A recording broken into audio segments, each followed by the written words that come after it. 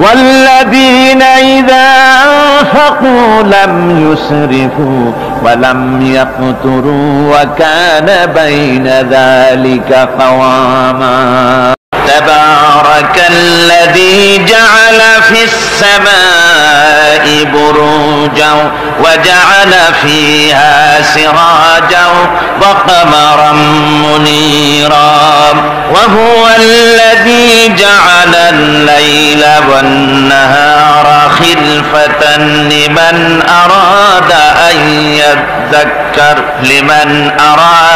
أن يذكر أو أراد شكورا صدق الله العظيم। অতীব বরকতশালী সেই মহান সত্তা যিনি আকাশ সমূহকে বুর্জ সমূহ দিয়ে যিনি সংস্থাপন করেছেন, বুর্জ স্থাপন করেছেন এবং তাতে একটি প্রদীপ স্থাপন করেছেন আর আলোকমণ্ডিত এক উজ্জ্বল চাঁদ স্থাপন করেছেন। আর তিনি রাত এবং দিনকে পরস্পরের স্থলাভিষিক্ত বানিয়েছেন লিমান আরাদা আন ইয়াযাক্কারা আও আরাদা শুকুরা, তাদের জন্য যারা এর থেকে উপদেশ অর্জন করতে চায়, জ্ঞান লাভ করতে চায় এবং শুকর আদায় করতে চায়। শুকর আদায়কারীর জন্য, জ্ঞান অন্বেষণকারীদের জন্য আল্লাহ পাক এগুলি করেছেন। এখানে বুর্জ শব্দের অর্থ হচ্ছে প্রাসাদ বা সুদৃঢ় স্থাপত্য। প্রাচীন খগোল বিজ্ঞানে বুর্জ বলা হতো সেই 12টি কক্ষপথকে। কোন কোন মুফাসসির এই বুর্জকে বলেছেন গ্রহকে বুর্জ হিসাবে তারা ব্যাখ্যা করেছেন। আসলে আল্লাহ রাব্বুল আলামিন তিনি মহাশূন্যকে যে কিভাবে সজ্জিত করেছেন, কত সুন্দরভাবে করেছেন, তার ব্যাখ্যা কোরআনে কারীমের বিভিন্ন জায়গায় এসেছে। আল্লাহ পাক বলছেন ওয়ালাকাদ জাআলনা ফিস সামাই বুরুজা ওয়া যায়্যানাহা লিন-নাযিরিন। আমি আকাশে বহু সংখ্যক সুদৃঢ় বুর্জ স্থাপন করেছি এবং দর্শকদের জন্য তা অত্যন্ত সুসজ্জিত করে, সুদৃশ্য করে আমি স্থাপন করেছি, সুন্দর করে স্থাপিত করেছি। মহাশূন্য এর মধ্যে আল্লাহ পাক সৃষ্টি করেছেন অগণিত গ্রহ উপগ্রহ।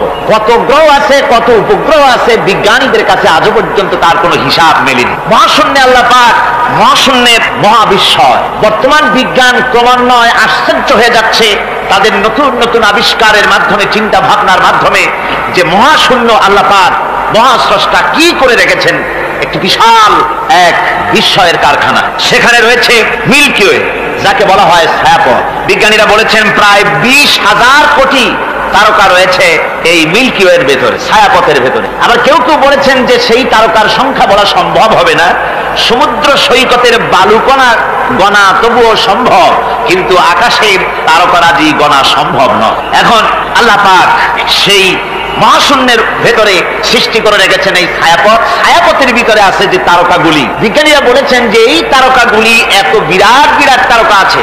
আগে তো ওনারা বলেছিলেন পৃথিবীর চাইতে সূর্যটা হচ্ছে পৃথিবীর চাইতে 13 লক্ষ গুণ বড়। এই বিরাট সূর্য ছিল তাদের কাছে বিস্ময়।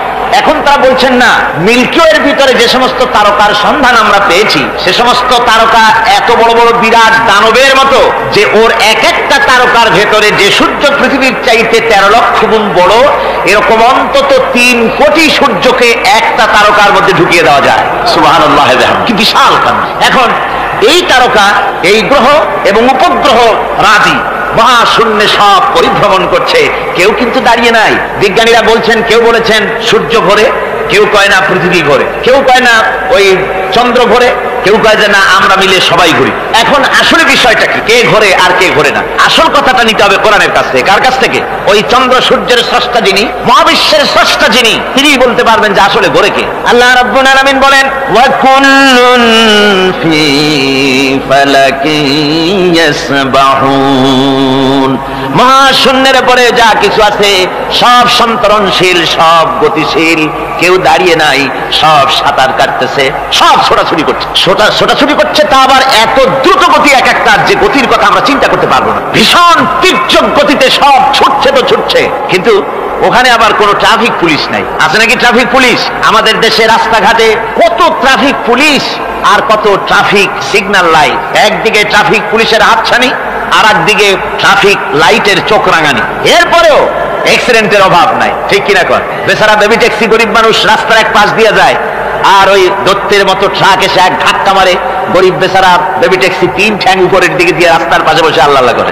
আমাদের ট্রেন লাইনে অ্যাক্সিডেন্ট, ওই গাড়ির লাইনে অ্যাক্সিডেন্ট, এত কিছু থাকা সত্ত্বেও কিন্তু ওই মহাশূন্যে কোনো সিগন্যাল লাইট নাই, কোনো ট্রাফিক পুলিশ নাই। এই বিশাল চাঁদ, এই বিশাল সূর্য, এবং সূর্যকে গিলে খেতে পারে, কোটি কোটি সূর্য গিলে খেতে পারে এমন তারকা, অথচ অ্যাক্সিডেন্ট নেই। আছে অ্যাক্সিডেন্ট? আল্লাহ রাব্বুল আলামিন এখানে মহাশক্তিশালী অদৃশ্য সীমারেখা সৃষ্টি করেছেন। কোরআনে কারীমে রাব্বুল আলামিন বলেন, লাশ-শামসু ইয়ানবাগী লাহা আন তুদরিকাল কামারা ওয়ালাল লাইলু সাবিকুন নাহার ওয়া কুল্লুন ফি ফালাকিন ইয়াসবাহুন। প্রবল জ্ঞানী হইবে যাহারা, আপন মনেতে বুঝিবে তাহারা, রাত্রি পারে না আগে যাইবার, দিনের স্থান করি অধিকার। চন্দ্র বাঁধে না সূর্যের গায়েতে, সূর্য পারে না চন্দ্রকে ধরিতে, যার যে স্থান বহল রাখিয়া ভ্রমণ করিছে খোদাকে ডরিয়া। সুবহানাল্লাহ বিহামদিহি ইলা আজালিম মুসাম্মা, একটা নির্দিষ্ট সময় সীমা পর্যন্ত আপন আপন কক্ষপথে সব ছুটবে আর ছুটবে, কারো সঙ্গে কারো সংঘর্ষ হবে না। যেরকম সুবহানাল্লাহ। এরপরে ওই মহাশূন্যে অসংখ্য তারকারাজি আল্লাহ সৃষ্টি করে রেখেছেন। এত সুন্দর সুন্দর তারকা আল্লাহ বানিয়েছেন।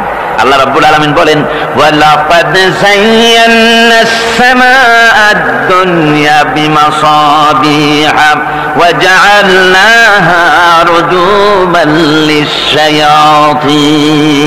এই দুনিয়ার আকাশখানিকে তারকা প্রদীপ দিয়া সাজায় রেখেছি মনের মতন, দেখো তুমি তাকাইয়া কি সুন্দর করে তারকাগুলি বানিয়ে রাখলাম, তাকিয়ে দেখো।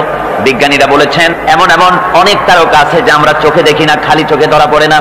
ওই তারকা এত ঊর্ধ্বে, ওই তারকা যেদিন তৈরি করা হয়েছে সেদিন থেকে নিয়ে আজ পর্যন্ত ওই তারকাগুলির আলো পৃথিবীর মাটি স্পর্শ করে নাই। সুবহানাল্লাহ।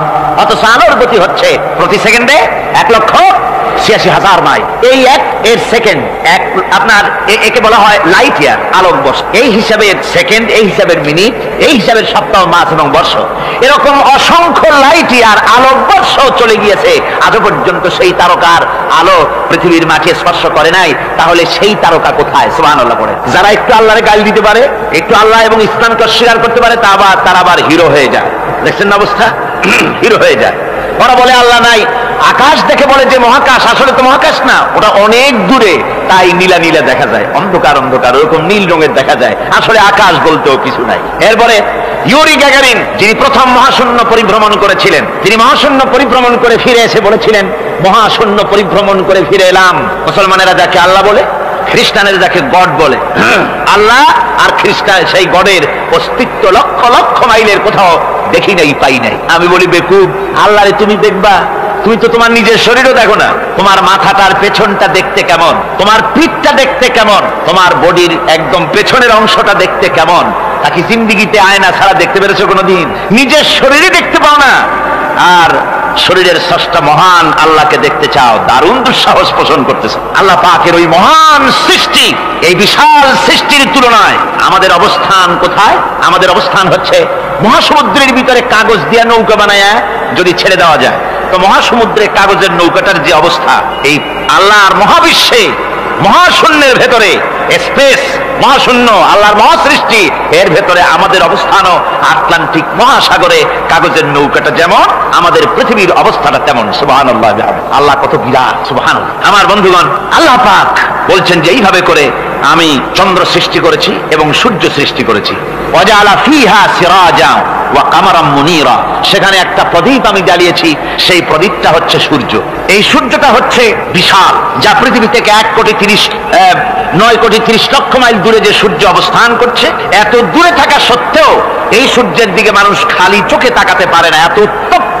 সূরা নাবার মধ্যে আল্লাহ বলেছেন এটাকে ওয়াজআলনা সিরাজাও ওয়াহাজা, উত্তপ্ত, অতি উজ্জ্বল, অতি উত্তপ্ত প্রদীপ এই সূর্যটাকে আল্লাহ বলেছেন।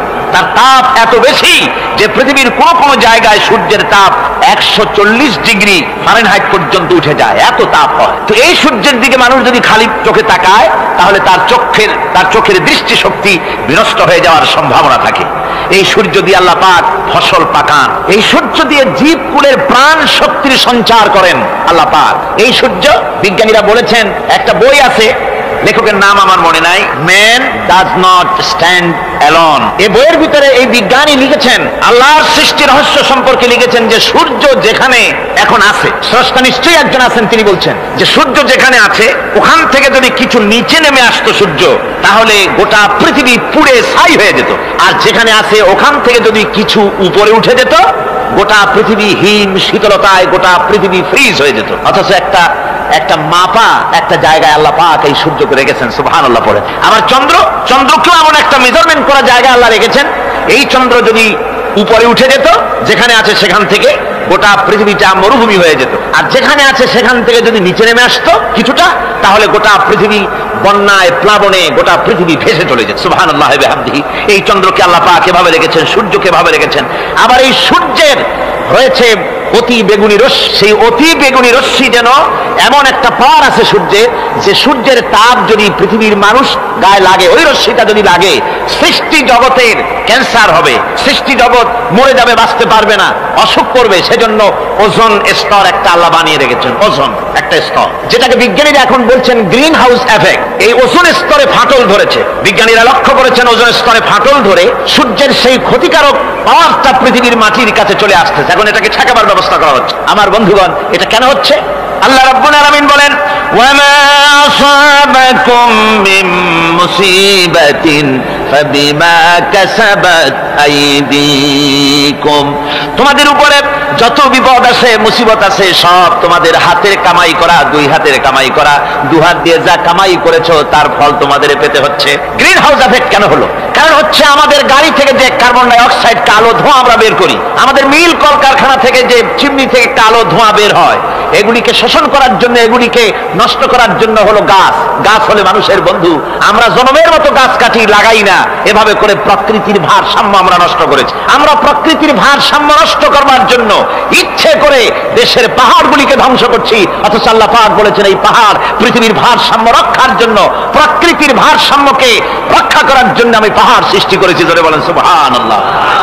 মানুষ এভাবে নিজের সর্বনাশ নিজেই করতেছে। আল্লাহ পাক বলছেন, এভাবে করে আমি সবকিছুকে একটা সুন্দর পদ্ধতি দিয়ে সৃষ্টি করেছি। আর ওই যে আলোকমণ্ডিত চাঁদ, এই চাঁদ সম্পর্কে প্রশ্ন তুলেছে কাফেরেরা, যে চাঁদটা কি? ওয়ায়াসআলুনাকা আনিল আহিল্লাম কুল হিয়া মাওয়াকিতু লিন্নাস। আল্লাহ রাব্বুল আলামিন বলেন, নবী আপনাকে প্রশ্ন করা হয় চাঁদের ক্রমবর্ধমান এবং ক্রমহ্রাস সম্পর্কে, যেটা কি আপনি তাদেরকে বলে দেন। আমি এই চাঁদকে একটা প্রাকৃতিক ক্যালেন্ডার বানায়া, চিরস্থায়ী ক্যালেন্ডার বানিয়ে তাম পৃথিবীর মানুষের জন্য আকাশে ঝুলায় রেখেছি, মহাশূন্যে টানায় রেখেছি, যেন প্রতিদিন রাত্রি বেলায়, দিনের বেলায়, রাতের বেলায় তারা দিন রাত মাস বছর গণনা করতে পারে। এই জন্য বিনা পয়সার একটা ক্যালেন্ডার আমি ঝুলায় রাখছি। ধরে বলেন সুবহানাল্লাহ। এমনি করে চাঁদ এবং সূর্যকে আমি সৃষ্টি করে দিই। আল্লাহ পাক বলেন, وهو الذي جعل الليل والنهار خلفة لمن أراد أن يذكر أو أراد شكورا। আর আমি দিন এবং রাতকে একে পরস্পরের স্থলাভিষিক্ত বানিয়েছি, যারা শুকর আদায় করবে আর যারা এর দ্বারা জ্ঞান অর্জন করবে তাদের জন্য। অর্থাৎ তারা এগুলি দেখে মনে করবে যে এগুলি খালি খালি না। এই যে রাত আসতেছে, দিন আসতেছে, দিন এবং রাত্রের এই যে পরিবর্তনটা, এর মধ্যে রয়েছে নিদর্শন। সূরা আলে ইমরানের মধ্যে আল্লাহ পাক বলেন, ইন্না ফি খালকিস সামাওয়াতি ওয়াল আরদি ওয়াখতিলাফিল লাইলি ওয়ান নাহার লাআয়াতিন লিউলিল আলবাব। যারা নিশ্চয়ই আমার এই সৃষ্টি রহস্য সম্পর্কে, দিন এবং রাতের পরিবর্তনের ব্যাপারে যারা চিন্তা করে, গবেষণা করে, তাদের জন্য আমি অনেক কিছু চিন্তার বিষয়ের মধ্যে রেখে দিয়েছি। তারা এসব আমার সৃষ্টি নৈপুণ্যতা দেখে তারপরে তারা হতবাক, বিস্ময় বিমুখ হয়ে তারা বলে, এগুলি দেখে আর বলে, আল্লাযীনা ইয়াযকুরুনাল্লাহা কিয়ামান ওয়া কুউদান ওয়া আলা জুনুবিহিম ওয়া ইয়াতাফাক্কারুনা ফি খালকিস সামাওয়াতি ওয়াল আরদ। তারা বসা অবস্থায়, দাঁড়ানো অবস্থায় আমার আমার প্রশংসা করে আর বলে রব্বানা মা খালাকতা হাযা বাতিলান সুবহানাকা ফাকিনা আযাবান নার। আয় আল্লাহ পাক, তুমি কোনো কিছু খেল তামাশার বিষয়বস্তু করে তৈরি করো নাই, অতএব জাহান্নামের শাস্তি থেকে তুমি আমাকে রক্ষা করো। আল্লাহর নবী বলেছেন আল্লাহর সৃষ্টি নৈপুণ্যতা সম্পর্কে যদি কোনো বান্দা 1 ঘন্টা চিন্তা করে, 1 ঘন্টা যদি গবেষণা করে, চিন্তা করে, রব্বুল আলামিন তার আমলনামায় 60 বছরের নফল ইবাদতের সওয়াব লিখে দেন। জোরে বলেন সুবহানাল্লাহ। আল্লাহ পাক এই সমস্ত কথা বলে এখন ওই ফর্মুলা বলতেছেন যে আসলে আমার বান্দা হওয়ার জন্য, খাঁটি বান্দা হওয়ার জন্য তার কয়েকটি বৈশিষ্ট্য থাকতে হবে। আল্লাহ পাক এখানে 8টি বৈশিষ্ট্য বর্ণনা করেছেন। আল্লাহর খাঁটি বান্দা হওয়ার জন্য বৈশিষ্ট্য কয়টা লাগবে? 8টি। বেহেশত কয়টা? বেহেশত কয়টি? আল্লাহ পাক বৈশিষ্ট্য বানিয়েছেন 8টি। এখানে 8টি বৈশিষ্ট্যের কথা বলা হয়েছে। মহান আল্লাহ রাব্বুল আলামিন বলেন ওয়া ইবাদুর রাহমানিল্লাযীনা ইয়ামশুনা আলাল আরদি হাওনান ওয়া ইযা খাতাবাহুমুল জাহিলুন ক্বালু সালামা। রহমানের খাঁটি বান্দা তারা, রহমানের আসল বান্দা তারা যারা নাকি জমিনের উপর থেকে যখন হাঁটে খুব বিনয় বিনম্রতার সাথে তারা চলে। ওয়াইদা খাতাবাহুমুল জাহিলুন, আর যখন জাহিলরা তাদের সঙ্গে কথাবার্তা বলতে আসে তখন তারা তাদেরকে বলে তোমাদের প্রতি সালাম, এই বলে তারা চলে। অর্থাৎ এই 8টি বৈশিষ্ট্যের প্রথম বৈশিষ্ট্য ধরা হয়েছে চালচলনকে। ইমানদার খাঁটি বান্দা যারা, তাদের চাল চলন সম্পর্কে প্রথম বৈশিষ্ট্য ধরা হয়েছে। তার মানে হচ্ছে নির্লজ্জ, স্বৈরাচার, মাস্তান, গুন্ডা, বদমাশ, অত্যাচারী, এদের চাল চলন এক ধরন। আবার অন্যদিকে ব্যক্তিত্ব সম্পন্ন, মর্যাদাবান, এরপরে শিক্ষিত, ভদ্র, মার্জিত, তাদের চালচলন ভিন্ন ধরনের। এই দুই শ্রেণীর চালচলন কি একরকম হয় নাকি? একরকম হয় না। তার কারণ হচ্ছে ব্যক্তির চালচলনের মাঝেই তার অবস্থাটা বোঝা যায় যে আসলে লোকটি কেমন। আল্লাহ রাব্বুল আলামিন এই কথার দ্বারা এটা প্রমাণ করতে চান যে মোমেন বান্দা যারা হবে, আল্লাহর খাঁটি বান্দা যারা হবে, তাদের পরিচয় দেওয়া লাগবে না। তাদের চালচলন দেখে, তাদের হাঁটা দেখে, তাদের চলা দেখে, তাদের বলা দেখে, তাদের আচরণ দেখে লোকেরা বুঝতে পারবে যে ইনি হচ্ছেন আল্লাহর একজন খাঁটি বান্দা, একজন মোমেন ব্যক্তি, একথা বুঝতে পারবে। আর সে ব্যক্তি জমিনের উপরে চলবে খুবই বিনম্র ভাবে। কোরআনে কারীমে অন্য জায়গায় আল্লাহ রাব্বুল আলামিন বলেছেন ওয়ালা তামশি ফিল আরদি মারহান ইন্নাকা লান তাখরিকাল আরদা ওয়া লান তাবলুগাল জিবালা তুলা। আমার জমিনের উপরে অহংকারের পদবরে হেঁটো না, আমার জমিনের উপরে অহংকার করে জমিনের উপরে হেঁটো না। তুমি জমিনের উপরে অহংকার করে হেঁটে পদাঘাত দিয়ে আমার এই জমিনকে ফাটায় দিতে পারবে না, আর তুমি লাভ দিয়ে আমার আকাশে, আমার পাহাড়ের উচ্চতাও তুমি ছাড়িয়ে যেতে পারবে না। অহংকার করে কেউ কি পায়ের আঘাত দিয়ে জমিনটাকে ফাটায় দিতে পারে? কি বলেন, পারবে? আর অহংকার করে লাভ দিয়ে পাহাড়ের উচ্চতাও কি কেউ ছাড়িয়ে দিতে পারবে? পারবে না। সুতরাং অহংকার, মোমেন ব্যক্তি যারা, তারা অহংকার করতে পারে না। অহংকার মোমেনের স্বভাব নয়। অহংকার করতে পারে কেবলমাত্র আল্লাহ রাব্বুল আলামিন। অহংকার হচ্ছে আল্লাহ পাকের ইজাত। অহংকার কে করতে পারেন? আল্লাহ পাক করতে পারেন। মানুষের অহংকার শোভা পায় না। মানুষ, তোমার আবার অহংকার কিসের? 1 ফোঁটা নাপাক পানি দিয়ে যার জন্মের উৎস, এমন নাপাক পানি যা শরীর থেকে নির্গত হলে পরে গোসল করা ফরজ হয়ে যায়, এমন 1 ফোঁটা নাপাক পানি যার জন্মের উৎস, তার অহংকার কি? অহংকার করবেন আল্লাহ রাব্বুল আলামিন। হাদিসে কুদসির ভিতরে এসেছে, আল্লাহ পাক বলেছেন যে ব্যক্তি অহংকার করে সেজন্য আমার চাদর নিয়ে টানাটানি করে। জোরে কোন নাউযুবিল্লাহি মিন যালিক। সুতরাং মুমিন বান্দা যিনি হবেন, আল্লাহর খাঁটি বান্দা, রহমানের খাঁটি বান্দা, সে ব্যক্তি কখনো জমিনের উপর অহংকারের সাথে চলাফেরা করবে না, বরং তার চাল চলন হবে অত্যন্ত বিনম্র। আর কি? আর হলো জাহিলদের সঙ্গে সে কোনো বিতর্কে লিপ্ত হবে না। জাহিলরা গালাগালি দেবে, গালাগালির জবাবে সে গালাগালি দেবে না। জাহিলরা অত্যাচার করবে, অত্যাচারের জবাবে সে অত্যাচার করবে না, বরং তাদেরকে দেখলে, তারা অত্যাচার করতে আসলে, তারা গালাগালি দিলে তাদের জবাবে ইদফা বিল্লাতি হিয়া আহসান, তাদের জবাবে তাদেরকে সালাম দিয়ে সেখান থেকে তারা কেটে পড়বে। সূরা কাসাসে অন্য জায়গায় আল্লাহ রাব্বুল আলামিন একথা আবার এভাবে বলতেছেন ওয়াইজা সামিউল লাগবা আ'রাদু আনহু ওয়া ক্বালু লানা আ'মালুনা ওয়া লাকুম আ'মালুকুম সালামুন আলাইকুম লা নাবতাগিল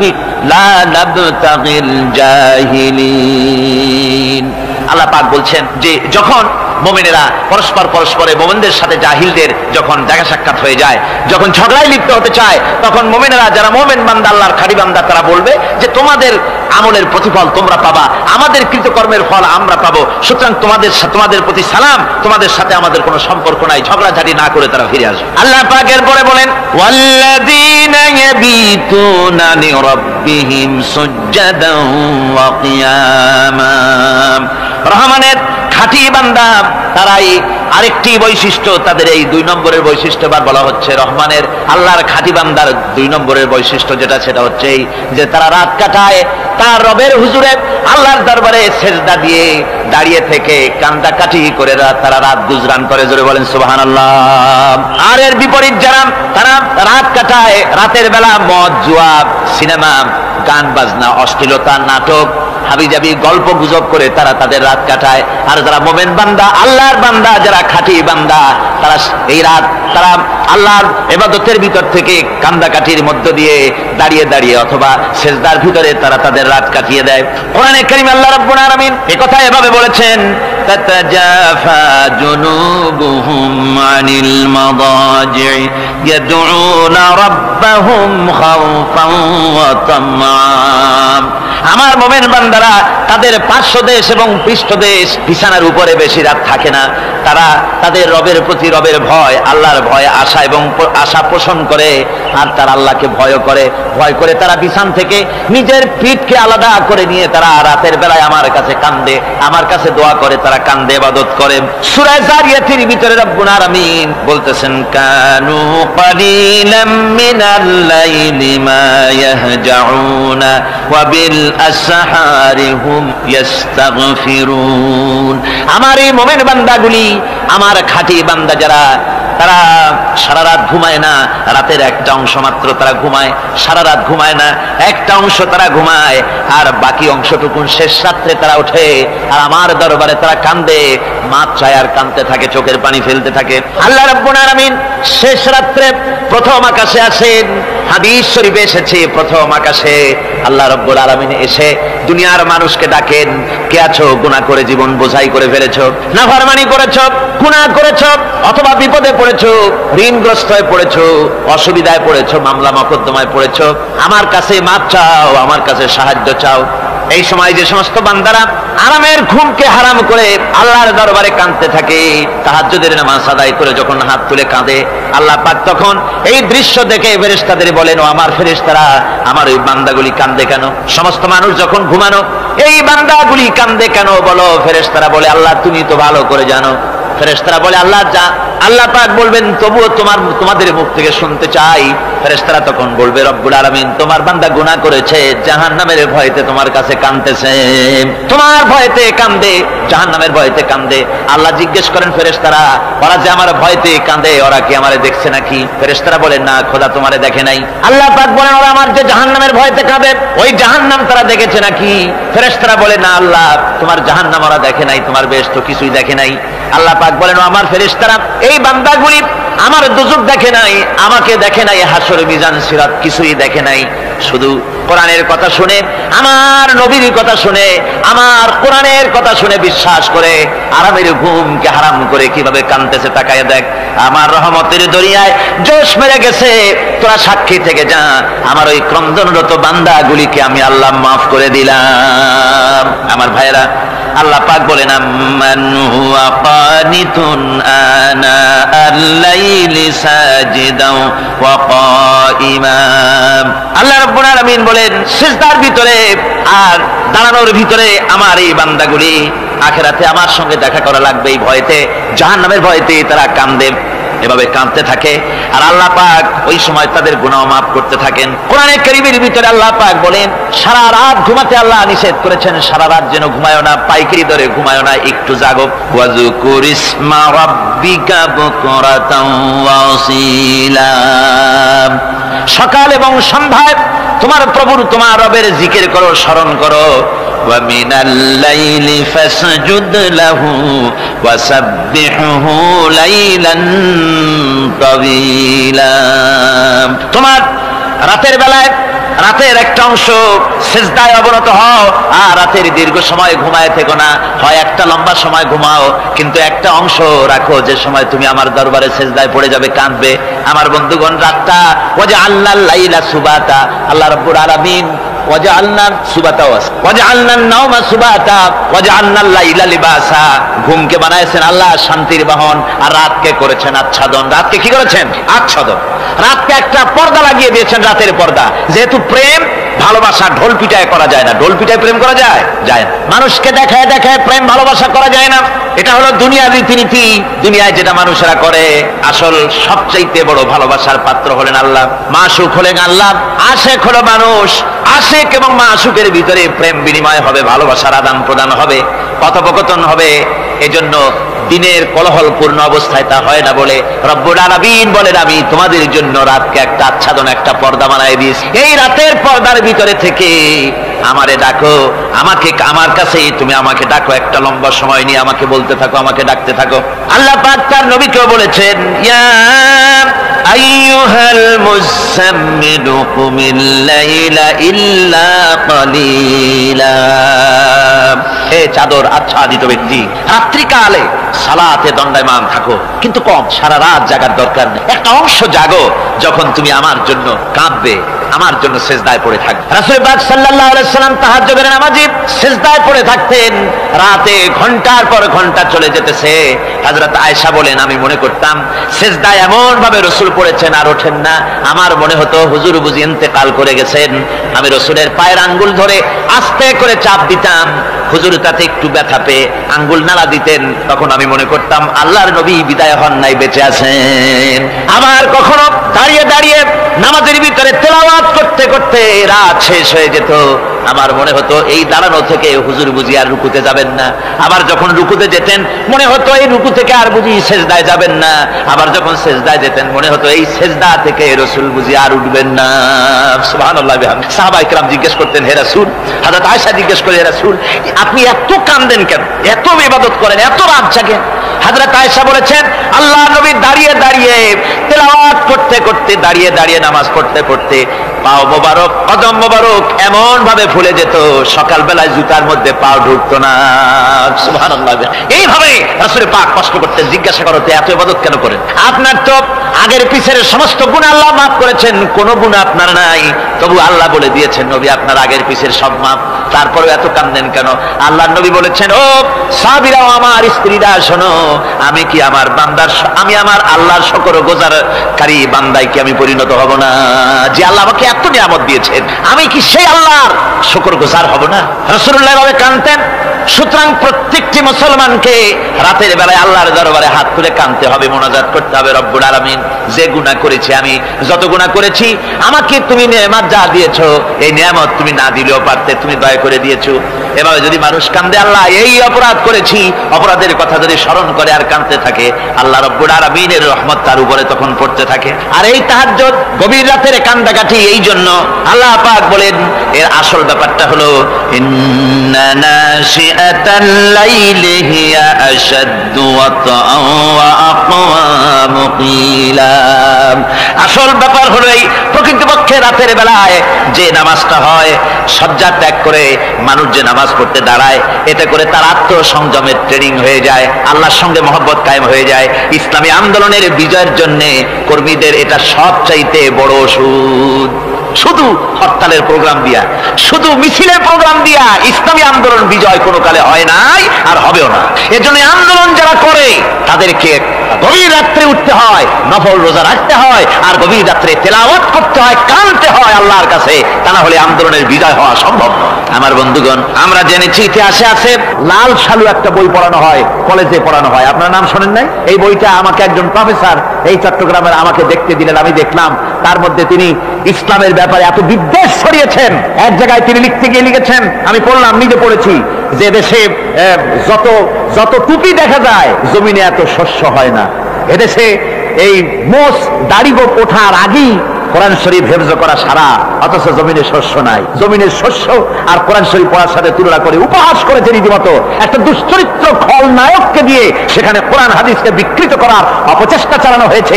এরকম একটা নিকৃষ্ট বইকে তারা স্কুলে এবং কলেজে সেখানে পড়াশোনার ব্যবস্থা করে দিয়েছে। আর ইসলামের ব্যাপারে যদি কেউ গালি দিতে পারে তাহলে সে বইটাকে খুব সুনাম সুখ্যাতি করে বাজারে ছড়াবার চেষ্টা করা হয়, ঠিক কিনা কর? যে কবি, ওই আগেই বলেছি, যে কবি ইসলামের গালি দিতে পারবে সে সবচেয়ে বড় কবি। যে সাহিত্যিক ইসলামকে খোসা দিয়া, কোরআনকে খোসা দিয়া কথা লিখতে পারবে সে হলো শ্রেষ্ঠ সাহিত্যিক, ঠিক কিনা কর? আর এই খ্রিস্টান জগৎ, ইহুদি জগৎ, তারা ইসলামকে আর মুসলমানদেরকে গালাগালি করার জন্য সব সময় মুসলমান নামের কুলাঙ্গারদেরকে বেছে নেয়। যেমন নবুয়াতের উপরে হামলা চালাতে হবে, সেজন্য এই পৃথিবীর নিকৃষ্ট কাফের গোলাম মোহাম্মদ কাদিয়ানির মতো একটা নিকৃষ্ট কাফেরকে তারা বেছে নিয়েছে, যেরকম নাউজুবিল্লাহ, তার নাম একটা মুসলমানই না। আবার আমাদের দেশে আল্লাহকে, রাসূলকে গালি দিতে হবে, দাউদ হায়দারের মতো একটা জাহান্নামের কীটকে তারা বেছে নিয়েছে মুসলমান নামে। আবার রাসূলকে গালি দিতে হবে, হযরত আয়েশা সিদ্দিকা রাদিয়াল্লাহু তাআলা আনহাকে গালি দিতে হবে, সেজন্য মুসলমান নামের কলঙ্ক সালমান রুশদি নামক এক শয়তানকে এই ইহুদিরা বেছে নিয়েছে, ঠিক কিনা কর? কিন্তু এখন সালমান রুশদি যাবা কোথায়? এখন সালমান রুশদির উপরে যিনি হুকুম হজ জারি করেছিলেন ইমাম খোমেনি বেঁচে নাই, কিন্তু তার হুকুম এখনো বেঁচে আছে। উনি অর্ডার করেছেন যেখানে পাও সেখানে হত্যা করো, ফাকতুলু সালমান রুশদি হাইসু ওয়াজাদতুম, ওরে যেখানে পাও সেখানে হত্যা করো। এখন ওর দশা হয়েছে এই, চেহারা সার্জারি করে টরিয়া, তারপরে এখন লা ইয়ামুতু ফিহা ওয়ালা ইয়াহইয়া, সে বাঁচিয়াও নাই মরিয়াও নাই, এমন অবস্থা আছে। আমার ভাইরা, আমার মুসলমান মদ যদি খায়, জিনাও যদি করে, রাসূলকে যখন কেউ গালি দেয় তখন মনে করে আমি একটা অপরাধ করেছি, ঠিক, আমি মদ খাইছি, অন্যায় করেছি, আমি নামাজ পড়ি না, অন্যায় করেছি, কিন্তু আমার রাসূলকে গালি দিয়েছে, ওরে যদি পাই ওর কাঁচা কলিজা চাবায় খাবো, ঠিক কিনা কর? সুতরাং আজকে এইভাবে করে আমার দেশের শিক্ষা ব্যবস্থাকে নষ্ট করা হয়েছে এই ধরনের বই পড়িয়ে। এবং এক শ্রেণীর শিক্ষক আছেন যারা কলেজ ইউনিভার্সিটিতে অপ্রাসঙ্গিকভাবে ইসলামকে গালাগালি করে, আল্লাহকে গালি দেয়, ইসলামকে গালি দেয়, মুসলমানদেরকে গালি দেয়। বরদাস্ত করতে পারি না। বলি বন্ধুরা, ইসলাম যদি ভালোই না লাগে তাহলে নামটা মুসলমানি নাম রাখছেন কেন? ঘোষণাটা দিয়ে দেন, আমরাও জানাজা না পড়াবার হাত থেকে বেঁচে যাই, ঠিক কিনা? সুতরাং এরা ওই জায়গায় বসে আছে আমাদের সন্তানদের মস্তিষ্ককে বিকৃত করার জন্য। আল্লাহ রাব্বুল আলামিন বলেন এভাবে করে, ওয়াল্লাযীনা লা ইয়াদউনা মা'আল্লাহি ইলাহান আখার ওয়া লা ইয়াকতুলুনা আন-নাফসাল্লাতী হারামাল্লাহু ইল্লা বিল হক, তারা হত্যা থেকে বিরত থাকে, মানুষকে হত্যা করে না। ওয়া মান ওয়ালা ইয়াজনুন, আর তারা ব্যভিচার করে না, জিনা ব্যভিচার করে না। জিনা ব্যভিচার সম্পর্কে কোরআন শরীফ বলছে, ওয়ালা তাকরাবুজ জিনা ইন্নাহু কানা ফাহিশাতান ওয়া সাআ সাবিলা। জিনা করা তো দূরের কথা, আল্লাহ পাক বলছেন জিনার নিকটবর্তী হয় না। জিনার নিকটবর্তী মানুষ হয় কিভাবে? জিনার নিকটবর্তী হওয়ার জন্য কতগুলি উপকরণ এবং উপাদান আছে। তা হচ্ছে অশ্লীল নৃত্য গীত, তা হচ্ছে যৌন আবেদনমূলক পত্র পত্রিকা, তা হচ্ছে অশ্লীল ছায়াছবি, তা হচ্ছে নারী সৌন্দর্যের প্রদর্শনী। এই সব জিনিসগুলি মানুষকে জেনার দিকে আকৃষ্ট করে। এসব কি আমাদের সমাজে চালু আছে? আমাদের সমাজে আছে। তো জেনার উপকরণ কি কি বললাম? জেনার উপকরণ হচ্ছে সহশিক্ষা, জেনার উপকরণ হচ্ছে নারীর সৌন্দর্য প্রদর্শনী, জেনার উপকরণ হচ্ছে অশ্লীল পত্র পত্রিকা এবং অশ্লীল ছায়াছবি। এগুলি মানুষকে জেনার দিকে আকৃষ্ট করে, উদ্বুদ্ধ করে। এসব আমাদের সমাজে চালু আছে। ব্যাঙ্গের ছাতার মতো ভিডিও ক্লাব চালু হয়েছে শহরের কোনায় কোনায়, রাস্তার মোড়ে মোড়ে, আর এ দিয়ে ছবি এনে মানুষ দেখতে থাকে আর চরিত্র নষ্ট হতে থাকে। এরপরে রয়েছে সহশিক্ষার ব্যবস্থা, রয়েছে নারীদের বেপরদিগি সৌন্দর্যের প্রদর্শনী, আর রয়েছে যৌনাবেদনমূলক পত্র পত্রিকা। আর পত্র পত্রিকার কাজই হচ্ছে এখন যৌন সুশ্রুতি দেওয়া আর ইসলামকে গালি দেওয়া। বর্তমান সরকারের আমলে 1991 সনের জানুয়ারি থেকে শুরু করে, যখন সরকারের স্থিতিশীলতা ছিল না, জানুয়ারি ফেব্রুয়ারি মাস থেকে নিয়ে আজ পর্যন্ত বর্তমান সরকার প্রায় 138টি সাপ্তাহিক, পাক্ষিক, মাসিক, দৈনিক পত্রিকার ডিক্লারেশন দিয়েছেন। এতগুলি পত্রিকা, আর সমস্ত পত্রিকা ওনারা ঘোষণা করেছেন যে আমরা সাংবাদিকতার সর্বোচ্চ স্বাধীনতা দিয়েছি। আর এই সর্বোচ্চ স্বাধীনতার সুযোগ নিয়ে প্রত্যেকটি পত্রিকা, অলমোস্ট প্রায় প্রত্যেকটি পত্রিকা ইসলামকে গালি দিচ্ছে। আর কিছু পত্রিকা সমাজে চালু হয়েছে, বাংলাদেশে চালু হয়েছে ভারতের রয়ের টাকায়। ভারতের রয়ের টাকা দিয়ে যে পত্রিকা, দৈনিক এবং সাপ্তাহিক পত্রিকা চালু হয়েছে, তার ভিতরে রয়েছে দৈনিক ভোর এবং আজকের কাগজ, সাপ্তাহিক পূর্বাভাস। ভারতের রয়ের টাকা দিয়া পরিচালিত এই কাগজগুলি গোটা বাংলাদেশের জাতি সত্তাকে দ্বিধা বিভক্ত করার জন্য সর্বাত্মক প্রচেষ্টা তারা চালাচ্ছে। এরা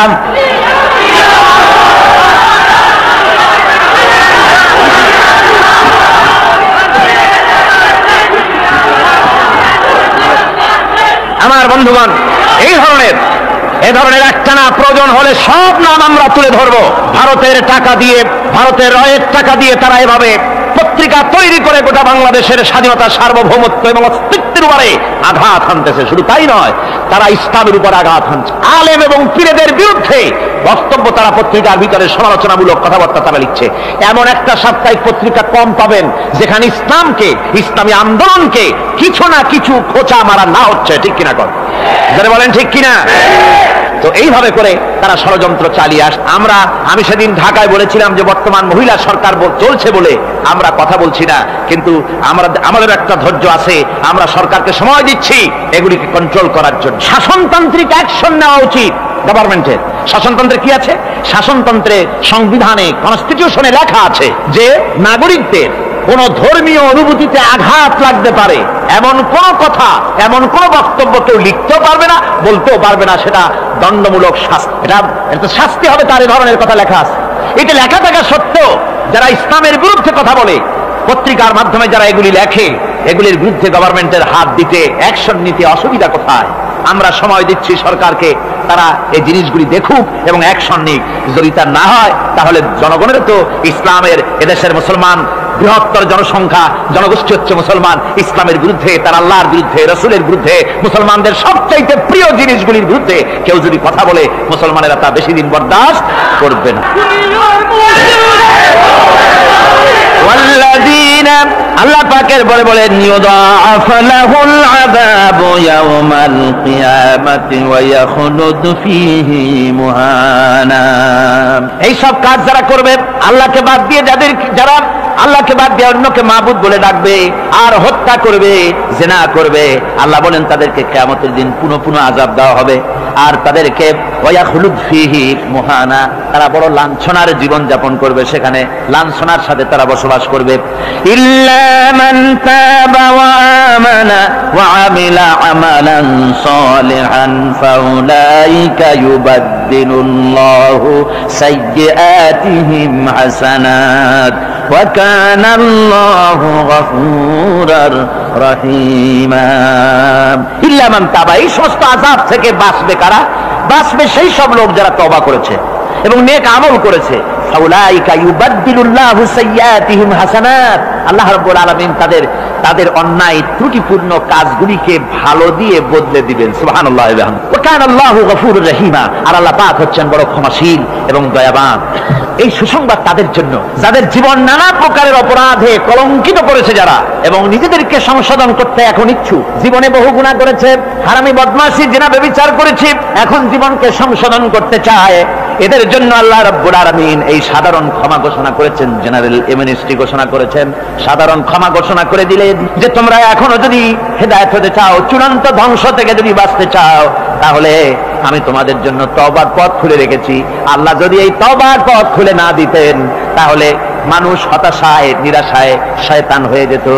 তার মানে আরো পাপ করত। যখন আর কোনো গুনাহ যখন মাফই হবে না, তখন আর কি করা যায়? আরো বেশি পাপের মধ্যে লিপ্ত হয়ে যায়। আমার ভাইরা, আল্লাহ রাব্বুল আলামিন মানুষের জন্য তওবা করার জন্য, গুনাহ মাফের জন্য দরজা খুলে রেখেছে। ইবনে জারীর তাবারীর একটি বর্ণনা এসেছে, হযরত আবু হুরায়রা রাদিয়াল্লাহু তাআলা আনহু তিনি বলছেন যে আমি ইশার নামাজ পড়ে মসজিদে নববী থেকে ইশার নামাজ পড়ে ঘরে আসতেছিলাম। ঘরে আসার সময় দেখি আমার দরজার কাছে একজন মহিলা দাঁড়ান। সে আমাকে সালাম বলল, আমি তাকে তার সালামের জবাব দিয়ে ঘরের মধ্যে প্রবেশ করলাম। কিছুক্ষণ পরে মহিলা দরজায় নক করলেন। আমি দরজা খুলে জিজ্ঞেস করলাম কি চাও? তিনি বললেন যে আমি শয়তানের ওয়াসওয়াসায় পড়ে জিনা করেছি এবং এই জিনা করার পর আমি গর্ভবতী হয়েছি, এরপরে একটা সন্তান হয়েছে, আমি সেই সন্তানকেও মেরে ফেলে দিয়েছি। এখন আমার বাঁচার পথ, আমার এখন এই গুনাহ মাফ হওয়ার পথ। হযরত আবু হুরায়রা রাদিয়াল্লাহু তাআলা আনহু বলছেন যে অসম্ভব, তোমার এই গুনাহ মাফ হবে না। মহিলা তখন যাওয়ার সময় কাঁদতে কাঁদতে কপালে আঘাত করতে করতে যাচ্ছিল যে আরে শরীরের এই যুগ, এই যৌবন, এই সৌন্দর্য কি তৈরি হয়েছিল জাহান্নামের আগুনে জ্বলার জন্য?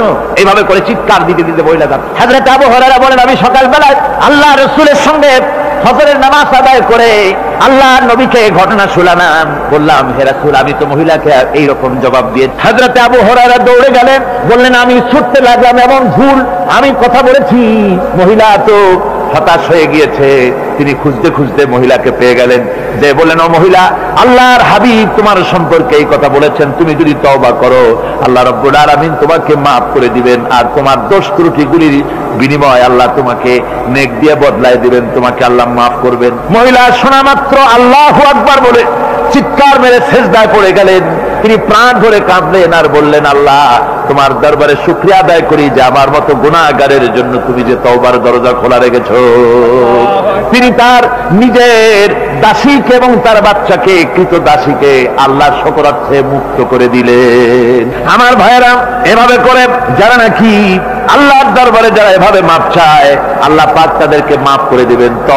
তওবা করার জন্য রব্বুল আলামিন পথ খুলে রেখে দিয়েছেন। আবার অন্য হাদিসে এসেছে হযরতে রাসূল পাক সাল্লাল্লাহু আলাইহি ওয়াসাল্লামের কাছে এক বৃদ্ধ এসে বলেছিলেন, হে আল্লাহর নবী আমি যত গুনাহ করেছি সমস্ত গুনাহ যদি দুনিয়ার মানুষেরকে ভাগ করে দেওয়া হয় তাহলে একযোগে সব মানুষকে তার ডুবাইয়া ছাড়বে, এত গুনাহ আমি করেছি, এমন কোন গুনাহ নাই যে আমি করি নাই। হে আল্লাহর রাসূল আমার এই গুনাহ মাফ হবে নাকি? আল্লাহর নবী বলেন, তুমি কি মুসলমান হয়েছো? লোকটি বলল, হুজুর আমি মুসলমান হয়ে গেছি। আশহাদু আল্লা ইলাহা ইল্লাল্লাহু ওয়াহদাহু লা শারীকা লাহু ওয়া আশহাদু আন্না মুহাম্মাদান আবদুহু ওয়া রাসূলুহু। পড়েন সবাই, আশহাদু আল্লা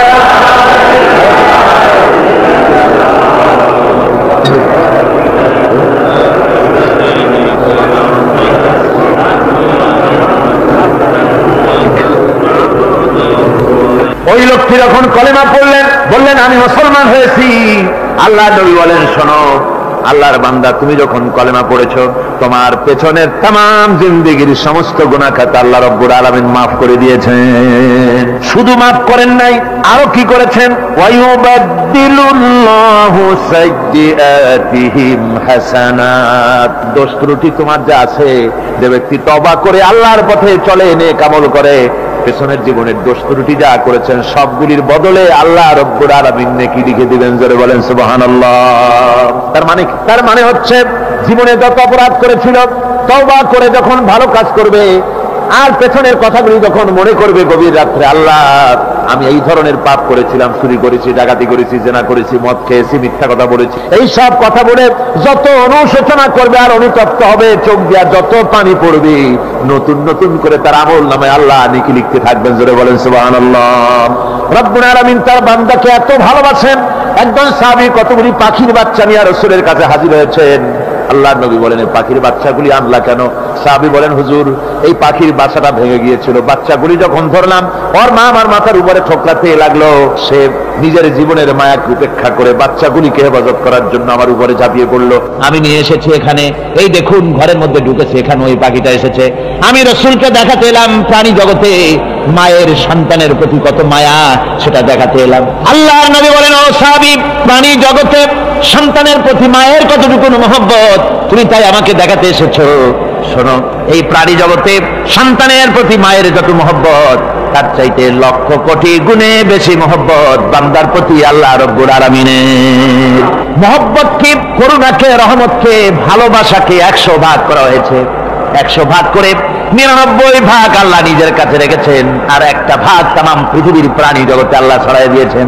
একটা ভাগ দিয়েছেন সারা দুনিয়ার প্রাণী জগৎ, সেই একটা ভাগে এই শত সহস্র কোটি প্রাণীর মধ্যে যেটুকুন আমরা পাইছি, এতটুকুন মহব্বতের সন্তানের জন্য কলিজায়, সন্তানের কোনো অকল্যাণ হলে কলিজায় পানি থাকে না, সন্তানের কোনো অসুবিধা হলে বা মা বাপের কষ্ট হলে বা কারো কোনো কষ্ট হলে আমরা এই ধরনের আমাদের অবস্থা সৃষ্টি হয়ে যায়। এক ভাগ তাম পৃথিবীর সমস্ত প্রাণী জগতে ছড়ায় দেওয়ার পর আমাদের অবস্থা যদি এই হয়, তাহলে 99 ভাগ রহমত যার কাছে, বান্দার প্রতি তার মহব্বত কতখানি। আমার বন্ধুগণ, রাসূল পাক সাল্লাল্লাহু আলাইহি ওয়াসাল্লাম বলেছেন, সাহাবীরা একজন লোক উটের পৃষ্ঠে যাচ্ছিল কোথাও, উটের পৃষ্ঠে তার খাবার আছে, পানিও আছে, যেতে যেতে মরুদ্যানের মধ্যে সে বিশ্রাম করলো।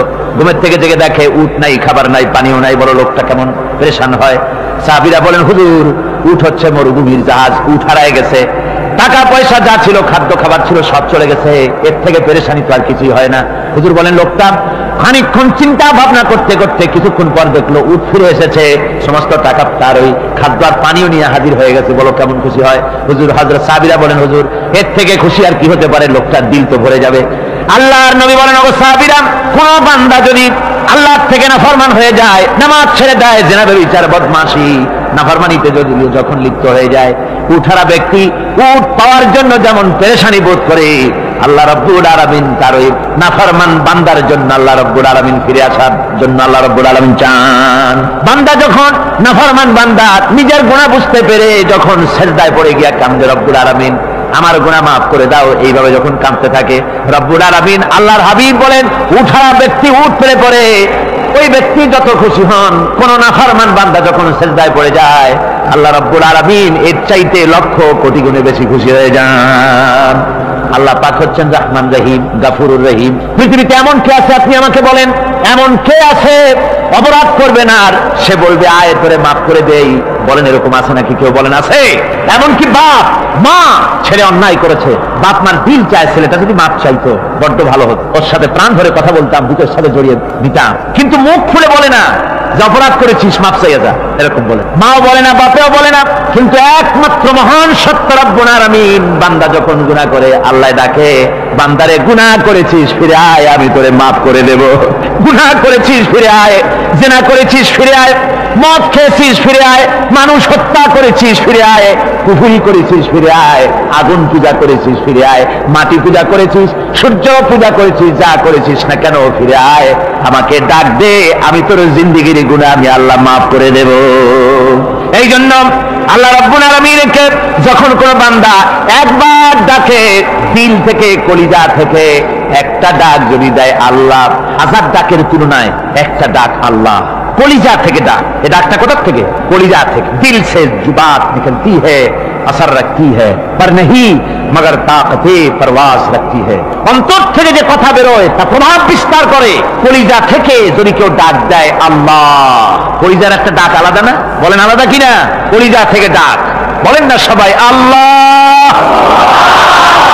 কলিজা থেকে একটা ডাক যদি কেউ ভাবে আল্লাহকে ডাক দেয় আল্লাহ, আল্লাহ রাব্বুল আলামিন বান্দা যখন একবার ডাক দেয়, আল্লাহ তখন 70 বার লাব্বাইক বলেন, 70 বার সাড়া দিয়া বলে, বান্দা কি চাও? আমি তোর কাছে হাজির। কি চাস বল, আমি মাফ করে দেব। সুতরাং আল্লাহ রাব্বুল আলামিন বলছেন, আমার কাছে ক্ষমা চাও, মাফ চাও, আমার কাছে মাফ চাও, যত মাফ চাইবে আমি মাফ করে দেব। পৃথিবীতে এমন কেউ নাই যার কাছে বেশি চাইলে তিনি খুশি হবেন। আল্লাহ রাব্বুল আলামিন এমন এক সত্তা, যার কাছে যত বেশি চাওয়া যাবে তিনি তত বেশি খুশি হবেন। হর হমেশা দেনে কো वो तैयार है जो न मांगे उससे वो बेजार है। যত বেশি চাওয়া যায় আল্লাহর কাছে, আল্লাহ তত খুশি হন। আর যে ব্যক্তি চায় না আল্লাহর কাছে, আল্লাহ তার উপরে বেজার হয়ে যান। ওয়ামান তাবা ওয়া আমিলা সালিহান فإنه يتوب إلى الله متابا। আর যারা তওবা করে, নেক আমল করে, তার আল্লাহর দিকে ফিরে আসে, যেমনটি তার আশা উচিত তেমন ভাবে সে আল্লাহর কাছে ফিরে আসে। তার মানে হলো তওবা মাফ, তওবা কবুল করার জন্য, গুনাহ মাফ করার জন্য পৃথিবীতে কেউ নাই। আছে কেউ? গুনাহ কি কেউ মাফ করতে পারে? দুনিয়ায় কেউ পারে? আকাশে কেউ পারে? আল্লাহ ছাড়া কেউ গুনাহ মাফ করতে পারে? যদি মানুষ তওবা করে, রব্বুল আলামিন বলেন সে এমন ভাবে তওবা করে আল্লাহর কাছে ফিরে এসেছে যেখানেই তার আসা উচিত, এই জায়গা ছাড়া আর তার কোনো যাওয়ার জায়গা নাই। সুতরাং সে জায়গা মতো এসেছে, অনুতপ্ত এবং অনুশোচনা করেছে। আল্লাহ পাক এ ধরনের অনুতপ্তকারী, অনুশোচনাকারীকে রব্বুল আলামিন ক্ষমা করে দিয়ে থাকেন। ওয়াল্লাযীনা লা ইয়াশহাদুনা আয-যুর ওয়া ইযা মাররু বিল-লাগবি মাররু কিরামা। আর যারা মিথ্যার সাক্ষ্য হয় না, রহমানের বান্দা তারা যারা মিথ্যার সাক্ষ্য হয় না, এটা হচ্ছে ষষ্ঠ বৈশিষ্ট্য। আর তারা কোনো অনর্থক, কোনো নিরর্থক কোনো কাজ যদি দেখে, ঘটনা দেখে, সেখান থেকে তারা শরীফ মানুষের মতো, একেবারে নিতান্ত ভদ্র মানুষের মতো সেখান থেকে কেটে পড়ে। গান বাজনা হচ্ছে, নাটক হচ্ছে, অশ্লীলতা হচ্ছে, গালাগালি হচ্ছে, অনর্থক কোনো কাজ হচ্ছে, নিরর্থক কোনো অনুষ্ঠান কিছু একটা হচ্ছে, ওখান থেকে একটা ভদ্রলোকের মতো, যেমন কোন দুর্গন্ধময় জায়গা থেকে মানুষ যখন যায়, নাকে রুমাল দিয়ে আস্তে করে সেখান থেকে পাশ কেটে চলে যায়, ঠিক কিনা? ঠিক ওইভাবে করে আল্লাহ পাক বলছেন, আমার মুমিন বান্দারা এই ধরনের কোনো অনর্থক, নিরর্থক যে কাজের মধ্যে কোনো পরকাল নাই, আল্লাহ নাই, দুনিয়ার মানুষের স্বার্থ নাই, দেশে দেশের স্বার্থ নাই, রাষ্ট্রের স্বার্থ নাই, জনগণের স্বার্থ নাই, এই ধরনের সমস্ত গাল গপ্প নাটক উপহাস, এই ধরনের মজা, এই ধরনের অনুষ্ঠান যখন দেখে আমার মোমেন বান্দারা সেখানে দাঁড়ায় না। ময়লার কাছ থেকে নাকে রুমাল দিয়ে মানুষ যেমন চলে যায়, এই লোকটি তখন অত্যন্ত ভদ্রের মতো আস্তে করে পাশ কেটে বেরিয়ে যায়। ওয়াল্লাযীনা ইযা যুক্কিরু বিআয়াতি রাব্বিহিম লাম ইয়াখিরু আলাইহা সাম্মান ওয়া উমিয়ানা। আর আমার বান্দাদের 7 নম্বরের রহমানের বান্দা, খাঁটি বান্দা যারা, তাদের 7 নম্বরের বৈশিষ্ট্য হচ্ছে যে ওই সমস্ত বান্দারা তাদের কাছে যখন আমার আয়াতকে শোনানো হয়, আমার কোরআন তেলাওয়াত করে আমার আয়াত করে যখন নসিহত শোনানো হয়, তখন তারা বোবার মতো বধিরের মতো বসে থাকে না। বুঝতে পেরেছেন? রহমানের খাঁটি বান্দা যারা, তাদের কাছে কোরআনের কথা ওয়াজ করে যখন শোনানো হয়, আল্লাহর কালাম যখন শোনানো হয়, আয়াত পড়ে পড়ে যখন নসিহত শোনানো হয়, লাম ইয়াখিরু আলাইহা সুম্মান ওয়া উমিয়ানা, তখন ওই ব্যক্তি অন্ধ এবং বধিরের মতো চুপ করে বসে থাকে না, বরং আমল করা শুরু করে দেয়। জোরে বলেন সুবহানাল্লাহ। যখন সে জানলো যে এগুলি হলো আল্লাহর বিরোধী কাজ, এগুলি আল্লাহর কাজ, আল্লাহ রাসূলের কাজ, তখন তা পালন করা শুরু করে দেয়। এই 5 দিন ধরে কোরআনের যে কথাগুলি হলো, এই কথাগুলি শোনার পর আপনারা কি বসে থাকবেন? বসে থাকবেন? তারা বসে থাকবে। এইগুলি শোনার পরে আল্লাহ তাদেরকে বলেছেন এরা হলো অন্ধ, এরা হলো বধির, এরা হলো বোবা। আমরা আল্লাহর এই যে কথা, আমরা কি অন্ধ আর বধির আর বোবা হবো নাকি? আমরা হবো না। আমরা অন্ধ নয়, বধির নয়, বোবা নই, বরং আল্লাহ যা বলেছেন, যা শুনলাম সামি'না ওয়া আতানা, এই 5 দিন ধরে যা শুনলাম আল্লাহর কথা, কার কথা শুনলাম? আর সমস্ত কথা আমরা আমল করবো। জোরে কোন আমিন। আল্লাহ যেন কবুল করেন। জোরে কোন আমিন। আমল করা কি? বসে না থাকা কি? বসে না থাকা হচ্ছে যা শুনলাম, আল্লাহর যা ফরজ, যা হুকুম, তা মানবো। আল্লাহ যা নিষেধ করেছেন তার থেকে ফিরে থাকবো, এটাই হলো কাজ। এরপরে রব্বুল আলামিন বলেন, ওয়াল্লাযীনা ইয়াকুলুনা রাব্বানা হাব লানা মিন আজওয়াজিনা ওয়া যুররিয়্যাতিনা কুররাতা আয়ুনিন ওয়াজআলনা লিল মুত্তাকিনা ইমামা। রহমানের বান্দা 8 নম্বর এবং শেষ নম্বর হচ্ছে এটা বৈশিষ্ট্য এই যে তারা রহমানের যারা খাঁটি বান্দা, আল্লাহর যারা খাঁটি বান্দা, তারা রব্বুল আলামিনের কাছে মুনাজাত করে, আমার রব, আয় আমার আল্লাহ, হাবলানা মিন আজওয়াজিনা ওয়া যুররিয়াতিনা, আমাদের এবং আমাদের স্ত্রীদের আর আমাদের সন্তানদেরকে তুমি দয়া করে আমাদের চক্ষুর শীতলতা বানায় দাও। জোরে বলেন আমিন। ওয়াজআলনা লিল মুত্তাকিনা ইমামা, আর আমার এই সন্তানদেরকে তুমি মুত্তাকিদের ইমাম বানায় দাও। শুধু মুত্তাকি বানায় না, মুত্তাকিদের নেতা বানায় দাও। জোরে বলেন সুবহানাল্লাহ।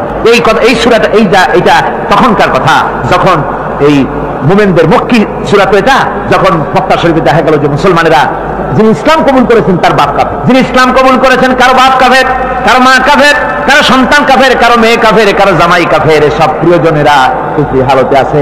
আর এগুলি দেখে তাদের চক্ষুর মধ্যে কাঁটা বিঁধতেছিল, চক্ষু জর্জরিত হয়ে যাচ্ছিল।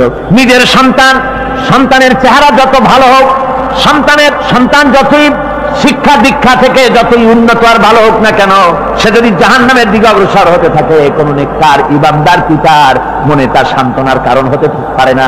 সে তখন আল্লাহর দরবারে, আল্লাহ পাক বলেন, ওই মুমিন বান্দারা আমার কাছে দোয়া করে যে রব্বুল আলামিন আমার সন্তানদেরকে, আমার স্ত্রীদেরকে আমার চক্ষের শীতলতা বানাও, তাদের আমল আখলা কেমন বানাও, যাতে আমাদের চক্ষু ঠান্ডা হয়ে যায়। জোরে বলেন আমিন। জোরে বলেন আমিন। সন্তানদের জন্য আল্লাহর কাছে দোয়া করতে হবে। আপনারা দেখেন, চোখের সামনে দেখতে পাচ্ছেন সন্তান সিনেমায় যাচ্ছে, সন্তান নামাজ পড়ে না, সন্তান রোজা রাখে না, সন্তান মানুষের তৈরি করা মতাদর্শের পেছনে স্লোগান দিচ্ছে, দৌড়াচ্ছে, আর আপনি পিতা হয়ে তাকে ঠেকাচ্ছেন না। ওই ছেলে তো জাহান্নামে যাচ্ছে, আপনার দরদ হওয়া উচিত, ওই ছেলেকে ফিরানো দরকার, আর আল্লাহর কাছে দোয়া করা দরকার। আমার বন্ধুগণ, দোয়া আল্লাহ নিজেই শিখাই দিচ্ছেন, দোয়া করো। পড়েন আমার সাথে, রব্বানা হাব লানা মিন আজওয়াজিনা ওয়া যুররিয়্যাতিনা কুররাতা আয়ুনিন ওয়াজআলনা লিল মুত্তাকিনা ইমামা। উলাইকা ইউজজাউনাল গুরফাতা বিমা সাবারু ويلقون فيها تحية وسلاما। আল্লাহ পাক বলেন এই সব লোকদের জন্য তারা যে সবর করেছিল সেই সবরের কারণে আমি তাদের উত্তম জাযা দান করব। আর তাদের জন্য ফেরেশতারা চতুর্দিক থেকে ফেরেশতারা তাদের জন্য সম্বোধন করবে, তাদেরকে সম্বর্ধনা দিবে, ফেরেশতারা তাদের সম্বর্ধনা দিবে। ওয়াল মালাইকাতু ইয়াদখুলুনা আলাইহিম মিন কুল্লি বাবিন সালামুন আলাইকুম বিমা সাবারতুম ফানি'মা উকবাদ-দার। চতুর্দিক থেকে ফেরেশতারা আসতে থাকবে আর তারা সালাম দিতে থাকবে, তাদেরকে সম্বর্ধনা দেবে বেহেশতীদেরকে, আর বলবে তোমাদের জন্য এই পরকালের এই ঘরটা, এই জায়গাটা কতই না উত্তম করে আল্লাহ তৈরি করে রেখেছেন। বলেন সুবহানাল্লাহ। সালামুন আলাইকুম। আল্লাহ বলছেন উলাইকা ইউজসাউনাল গুরফাতা বিমা সাবারু। তোমরা যে সবর ইখতিয়ার করেছিলে সেজন্য আজকে তোমাদের জন্য আমি এই বিরাট নিয়ামত তোমাদের জন্য রেখেছি। দিনকে চালু করতে গেলে, ইসলামী আন্দোলন করতে গেলে বিপদ আসে, আর সেই বিপদে সবর ইখতিয়ার করতে হয়। কত ভয় আসে, লোভ আসে, কত কিছু আসে।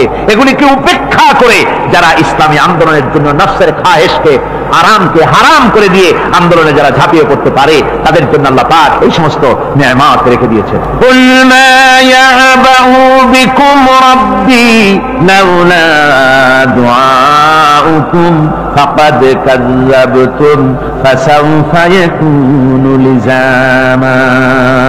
নবী আপনি এদেরকে বলেন, আপনি এই লোকগুলিকে বলেন যে তোমাদের ব্যাপারে আল্লাহর কি প্রয়োজন পড়েছে যদি তোমরা আল্লাহকে নাই ডাকো, আল্লাহর কাছে যদি দোয়া না করো, যদি হাত না পাতো, আল্লাহ কি যদি না ডাকো, তাহলে তোমাদের যদি আল্লাহর দরকার নেই। ফাকাদ কাযযাবতুম, তোমরা তো অস্বীকার করে চলছো। ফাসাউফা ইয়াকুনু লিজামা, খুব তাড়াতাড়ি করে তোমরা বুঝতে পারবে, এমন অবস্থা, এমন আযাব আসবে যে তখন তোমাদের প্রাণ বাঁচানোই দায় হয়ে পড়বে।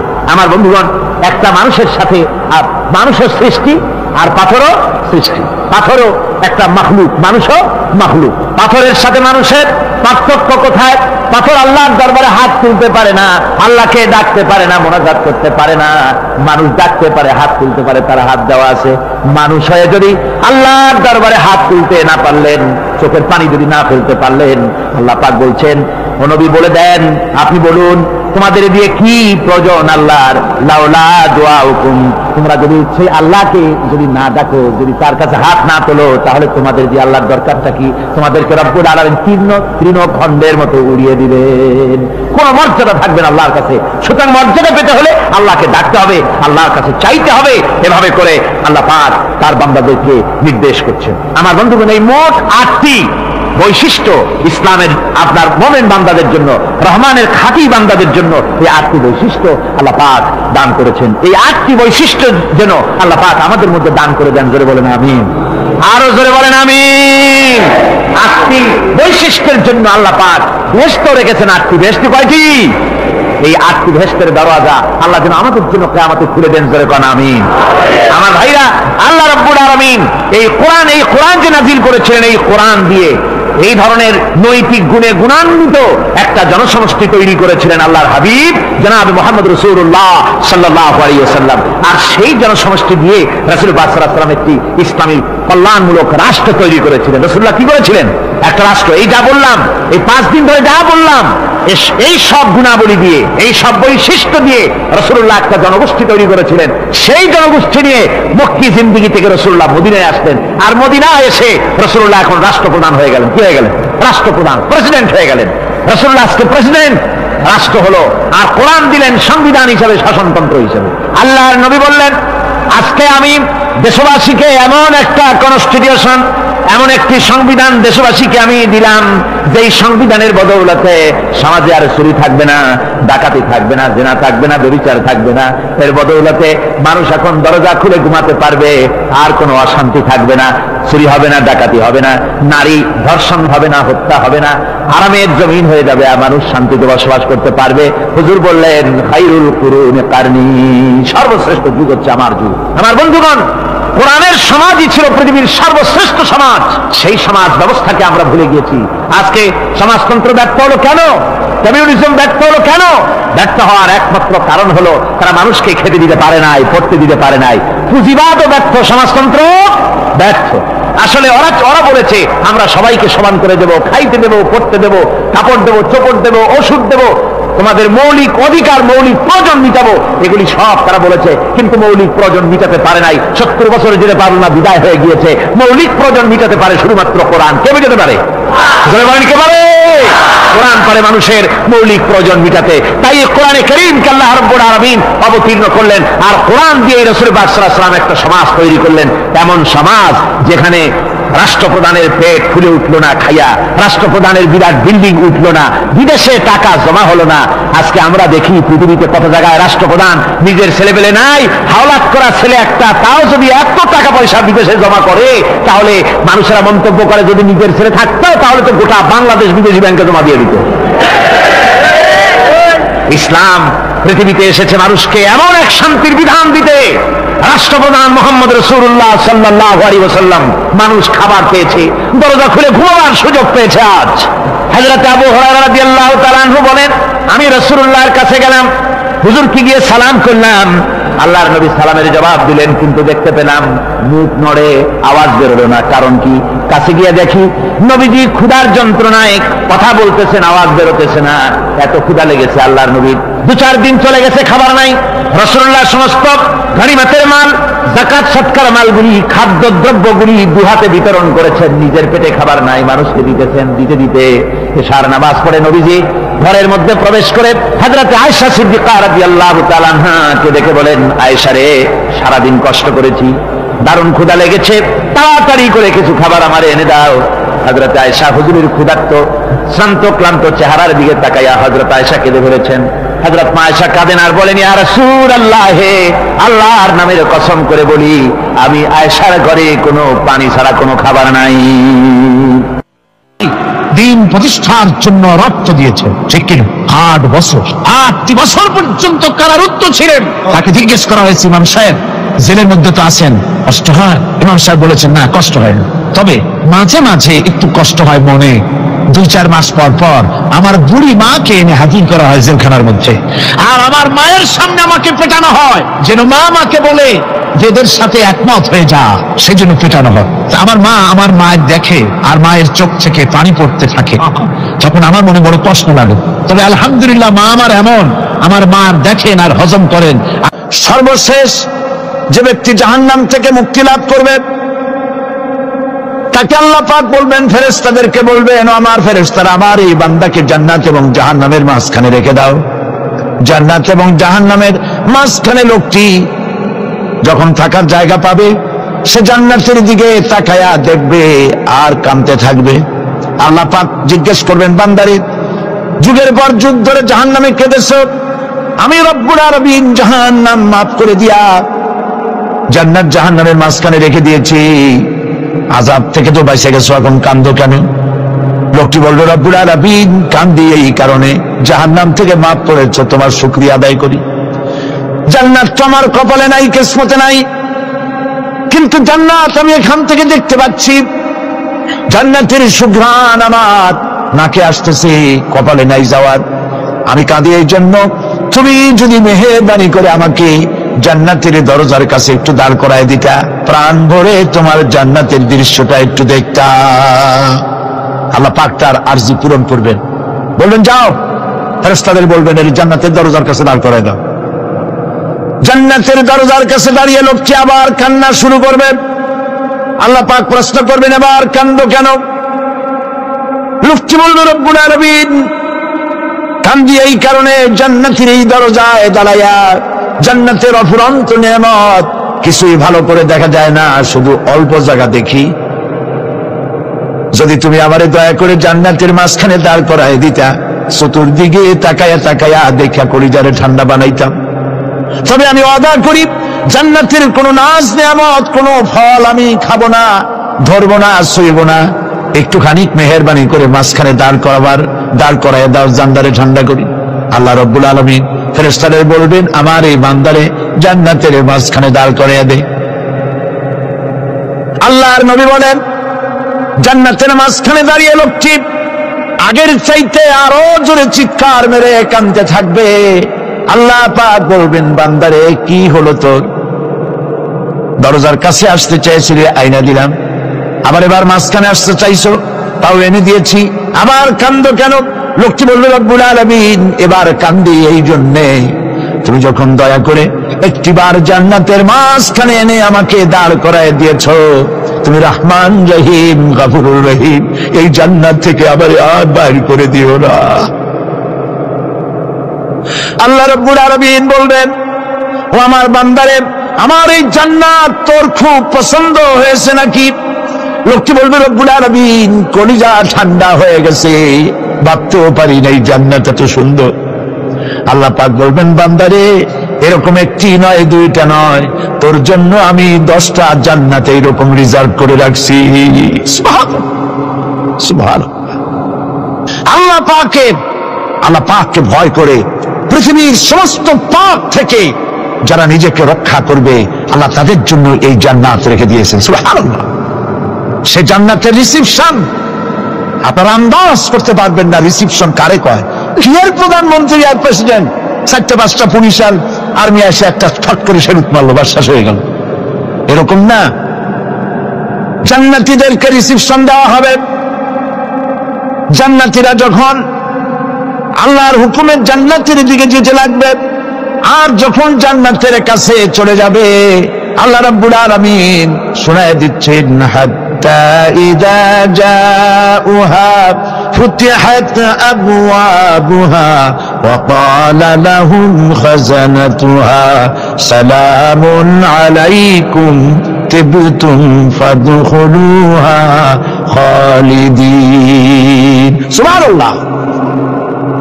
জান্নাতীরা যখন জান্নাতে প্রবেশ করার দরজার মুখোমুখি হবে, তার রক্ষীগণ তখন বলবে, সালামুন আলাইকুম, আল্লাহর শান্তি তোমাদের উপরে বর্ষিত হোক। সুবহানাল্লাহ। দুনিয়ার টাটকা সুখগুলি 2 পা দিয়ে ঠেলে দিয়েছ, টাটকা সুখগুলি গ্রহণ করো নাই, হারাম খাও নাই, আল্লাহর দ্বীন কায়েমের জন্য রক্ত দিয়েছ, জীবন দিয়েছ, কষ্ট করেছ, আল্লাহকে ভয় করেছ। আমাদের সালাম গ্রহণ করো, জান্নাতের মধ্যে ঢুকে যাও চিরকালের জন্য। সুবহানাল্লাহ। আর বাইরে হওয়া লাগবে না, চিরকাল এই জান্নাতের মধ্যে তোমরা বসবাস করতে পারবে, আল্লাহ রাব্বুল আলামিনের ফেরেশতারা বলে দিবে। জান্নাতের মধ্যে আল্লাহ পাক হুরদের সঙ্গে জান্নাতীদের বিয়ের ব্যবস্থা করে দিবেন। কোরআনে কারিমে আল্লাহ পাক বলেন, মুত্তাকিইনা আলা সুরুদিন মাসফুফাতিন ওয়া যাওয়াজনাহুম বিহুরিন ঈন। সামনাসামনি ভাবে সাজানো সারি সারি আসন সমূহের উপর তারা ঠেস লাগায় বসে থাকবে, আর আল্লাহ রাব্বুল আলামিন হুরদের সাথে জান্নাতীদের বিয়ের ব্যবস্থা করে দিবেন। যেসব হুরের সঙ্গে বিয়ে হবে তাদের আল্লাহ পাক বিবরণ দিচ্ছেন কি রকম হবে তারা। লাম ইয়াতমিসহুন্না ইনসু ওয়ালা জান। এর পূর্বে জিন এবং ইনসান এদেরকে কেউ স্পর্শ করে নাই। কিরকম তারা? কাআন্নাহুন্নাল ইয়াকুতু ওয়াল মারজান। যেমন ঝিনুকের ভিতরে মণিমুক্ত থাকে, এইভাবে আল্লাহ পাক তাদেরকে পবিত্র করে রেখে দিয়েছেন। আমার প্রিয় ভাইরা, আল্লাহ রাব্বুল আলামিন কোরআনে কারীমের ভিতরে বলেছেন, ফাবিআইয়ি আলা'i রাব্বিকুমা তুকাযযিবান। জান্নাত দান করে আল্লাহ পাক এবার জান্নাতীদেরকে সম্বোধন করে বলবেন, ইয়া ইবাদি লা খাউফুন আলাইকুমুল ইয়াওমা ওয়া লা আনতুম তাহজানুন। হে আমার বান্দারা, লা খাউফুন আলাইকুমুল ইয়াওম, আজ আর কোনো ভয় নাই। সুবহানাল্লাহ, সুবহানাল্লাহ। আজ আর কোনো ভয় নাই, কোনো চিন্তাও নাই, আরামে এই জান্নাতের মধ্যে বসবাস করো। এরপরে আল্লাহ পাক জিজ্ঞেস করবেন, ও আমার জান্নাতীরা, আমি যেসব ওয়াদা করছিলাম আমার ওয়াদা মোতাবেক সমস্ত নিয়ামত পেয়েছো? তারা বলবে, হ্যাঁ পেয়েছি, সব নিয়ামত আপনার ওয়াদা মোতাবেক সব পেয়েছি। আল্লাহ রাব্বুল আলামিন বলবেন, সব পাও নাই, ওয়ালাদাইনা মাজিদ, আমার কাছে আরো বেশি আছে। সুবহানাল্লাহ, আমার কাছে আরো বেশি আছে। জান্নাতীরা বুঝবে না সে আরো বেশিটা কি, এর থেকে আর বেশি কি। প্রিয় ভাই সব, নবী করিম সাল্লাল্লাহু আলাইহি ওয়াসাল্লাম বলেছেন, জান্নাতের সুখ আর শান্তি কোন চোখ নাই যা দেখেছে, যা কোন অন্তঃকরণ নাই যা কল্পনা করতে পেরেছে। এই জান্নাত মুত্তাকিদের জন্য আল্লাহ রাখছেন। সুবহানাল্লাহ। জান্নাতীরা ভাবতেও পারবে না সেই নিয়ামতগুলি কি। প্রিয় ভাই সব, সেই মুহূর্তে আল্লাহর নবী মুহাম্মদুর রাসূলুল্লাহ সাল্লাল্লাহু আলাইহি ওয়াসাল্লাম বলবেন, রব্বুল আলামিন, আমার উম্মতেরা জান্নাতীরা বুঝতে পারে নাই আপনার কাছে কি নিয়ামত আরো বেশি আছে। আমার এই উম্মতেরা জান্নাতীরা আপনার ওয়াদা মোতাবেক সব পেয়েছে, কিন্তু একটি জিনিস এখনো তাদের কিসমতে হয় নাই। সে জিনিসটা হলো, যারা তার রবকে না দেখে শুধু কোরআন আর হাদিসের কথা শুনে আরবের ঘুম হারাম করে তাহাজ্জুদের নামাজ আদায় করেছিল, চোখের পানি ফেলেছিল, যারা জান্নাত দেখে নাই, জাহান্নাম দেখে নাই, আপনাকে ভয় করে যারা জীবন পরিচালনা করেছিল, যারা আপনাকে দেখে নাই, না দেখে শুধু কোরআন হাদিস বিশ্বাস করে যারা অকাতরে নিজেদের জীবন বিলায় দিয়েছিল, এই জান্নাতীরা এখন পর্যন্ত তার রবকে দেখতে পারে নাই। আল্লাহ রাব্বুল আলামিন তার সামনে থেকে 70,000 পর্দা সরে যাবে। আল্লাহ পাক বান্দাদের আরজি পুরা করার জন্য জান্নাতীদের সামনে তিনি জালোয়া ফরজ হবে। কোরআন শরীফের ভিতরে আল্লাহ পাক বলে, জান্নাতীরা তারা আল্লাহর দিকে, জান্নাতীরা তার রবের দিকে তাকিয়ে থাকবে, আর রব তার বান্দাদের দিকে তাকাইয়া থাকবে। প্রাণ ভরে জান্নাতীরা রবকে দেখবে, সুবহানাল্লাহ, আল্লাহ পাককে দেখবে। প্রাণ খুলে আজ দোয়া করি, রব্বুল আলামিন, জান্নাতের যেই পরিবেশে, যেই জায়গায় তুমি দয়া করে তোমার গোলামদেরকে তুমি নিজেই দর্শন দিবে, দেখা দিবে। মনিব ও আমাদের রব, আজ এই বিশাল জনসমুদ্র নিয়ে তোমার দরবারে আবেগ ভরা কণ্ঠে বলি, যে অনুষ্ঠানটি তুমি এমন মুবারক অনুষ্ঠান করবে যেখানে তুমি জান্নাতীদেরকে দেখা দিবে, ওই জান্নাতের কোন একটি, ওই অনুষ্ঠানের কোন একটি কোনায় কানায় আমাদেরকে দাঁড় করাইয়া দেখান তো।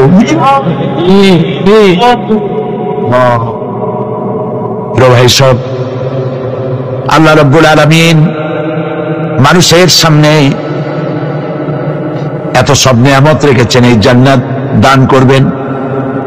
এরপরে আল্লাহ রাব্বুল আলামিন কোরআনে কারীমের মধ্যে বলেছেন, রব্বিস সামাওয়াতি ওয়াল আরদি ওয়া মা বাইনাহুমার রাহমানি লা ইয়ামলিকুনা মিনহু খিতাবা। এসব পুরস্কার রয়েছে তোমাদের সেই রবের পক্ষ থেকে যিনি আকাশ আর জমিনের মালিক। সুবহানাল্লাহ বলবেন না? যার সামনে কথা বলার ক্ষমতা কারো হবে না। এটি একটি মারাত্মক কথা। কিয়ামতের দিন আল্লাহর দরবারে কেউ কথা বলতে পারবে না আল্লাহর নির্দেশ ছাড়া। একটি আকীদা পরিষ্কার করে নিয়ে যান আপনাদের। সে আকীদাটা এভাবে পরিষ্কার করুন, কোন পীর সাহেব, কোন খাজা বাবা, কোন মাওলানা, কোন মুহাদ্দিস, কোন বুজুর্গ আপনাকে সুপারিশ করতে পারবে না যদি না আল্লাহ পাক তাকে কথা বলার তৌফিক না দেয়। মনে থাকবে এটা। আয়াতুল কুরসির ভিতরে আমরা পড়ি, মান যাল্লাযী ইয়াশফাউ ইনদাহু ইল্লা বিইজনিহি। আল্লাহ পাক বলেছেন কিয়ামতের দিন আল্লাহর দরবারে কার সাহস আছে কথা বলতে পারে? মান যাল্লাযী ইয়াশফাউ ইনদাহু ইল্লা বিইজনিহি। আল্লাহর ওয়াদা ছাড়া, হুকুম ছাড়া আল্লাহর সামনে কথা বলার সেদিন কেউ থাকবে না। সুবহানাল্লাহ। কেউ কথা বলতে পারবে না। সুপারিশ করতে হবে আল্লাহ যারে বলেন তুমি করো, অমুকের জন্য করো, সেই ব্যক্তি শুধু তার জন্যই করতে পারবে, আর কেউ কথা বলতে পারবে না। সেই কঠিন হাসরের ময়দান, যেদিন শুধুমাত্র আল্লাহ পাক কথা বলবেন, আর যারে বলতে বলবেন সেই কেবলমাত্র বলতে পারবে। সুপারিশ এটি আল্লাহ পাক কিয়ামতে পারমিশন দিলে বলা যাবে। হযরত ইব্রাহিম আলাইহিস সালাম হযরত ইব্রাহিম আলাইহিস সালাম কিয়ামতের দিন তার নিজের পিতা সম্পর্কে সুপারিশ করবেন। রব্বুল আলামিন আমার আব্বার জন্য সুপারিশ করতেছি, মেহেরবানি করে জাহান্নাম থেকে তারে আপনি রক্ষা করুন। আল্লাহ রব্বুল আলামিন বলবেন, ইব্রাহিম তোমার সুপারিশ মঞ্জুর হবে না। প্রিয় ভাই সব একটু মাথা খাটান, চিন্তা করেন। উলুল আযম পয়গম্বর, জাতির পিতা। কে জাতির পিতা? চিল্লায় বলুন, কলিজা সাফ করে ফেলুন। মুসলমানদের জাতির পিতা হাফিজ আমি কেউ হতে পারে না। মিল্লাতা আবিকুম ইব্রাহিম, ইব্রাহিম আলাইহিস সালাম এই মিল্লাতের পিতা। সুবহানাল্লাহ। হযরত ইব্রাহিম আলাইহিস সালাম কিয়ামতের দিন বলবেন, আল্লাহ আমার আব্বার জন্য সুপারিশ করছি। আল্লাহ পাক বলবেন মঞ্জুর হবে না। আজর তোমার পিতা হতে পারে, কিন্তু আমার খলিলকে আগুনে ঢালার জন্য নমরুদকে সে সহযোগিতা করেছে, আমি তোমার পিতাকে ক্ষমা করব না। নবী করিম সাল্লাল্লাহু আলাইহি সাল্লামকে সাহাবায়ে কেরাম জিজ্ঞেস করেছেন, হে রাসূল আপনার আব্বা এবং আম্মার অবস্থা কি হবে? নবী করিম সাল্লাল্লাহু আলাইহি সাল্লাম কেঁদে ফেলেছেন, সাফ বলেছেন আমি তাদের কোনো উপকারে আসব না। আল্লাহু আকবার। আপনি মনে করছেন নাকি যে ইয়া নবী সালাম আলাইকা বলি অমনি নবী সুপারিশ পাবেন? এত সহজ। কতগুলো রসগোল্লা খাইলেন আর বড় একটা মিছিল করলেন আর অমনি চলে যাবেন? পৃথিবীর সব মানুষ, সাহাবায়ে কেরাম বাদ দেন, পৃথিবীর সমস্ত মানুষ একত্রিত হয়ে আবু তালেব রাসূলুল্লাহকে যে ভালোবেসেছেন, ওর 1000 ভাগের 1 ভাগও সারা দুনিয়ার মানুষ রাসূলুল্লাহকে ভালোবাসতে পারবে? পারবে? নিজের ছেলে আলীকে, আলী রাদিয়াল্লাহু তাআলা আনহুকে আলাদা বিছানায় শোয়াইয়া, ছোট্ট মানুষ হযরত আলী আলাদা জায়গায় রাখিয়া মুহাম্মদুর রাসূলুল্লাহ সাল্লাল্লাহু আলাইহি ওয়াসাল্লাম এতিম মানুষ তারে কলিজার সাথে বুকের মধ্যে আশ্রয় করে দিয়ে আগলে রেখেছেন বুক পরে। সেই আবু তালেব মৃত্যুর সময় নবী করিম সাল্লাল্লাহু আলাইহি ওয়াসাল্লাম বলেছিলেন, চাচা একটিবার আমার কানে তাওহীদের কালেমা শোনায় দেন। আবু তালেব তার কিসমতে ছিল না কালেমা। মরে যাওয়ার পর একজন সাহাবী বলেছিলেন, ইয়া রাসূলুল্লাহ মৃত্যুর সময় আবু তালেবের মুখ আমি নড়তে দেখেছি, তিনি কালেমা পড়েছেন সম্ভবত। রাসূলুল্লাহ সাফ বলেছেন আমি শুনি নাই। এত ভালোবাসার পরও হাদিস শরীফে এসেছে আবু তালেব জাহান্নামে যাবে। কোথায় যাবে? জাহান্নামে। সবচাইতে কম আযাব হবে কার? আবু তালেবের। কম আযাবটা কি?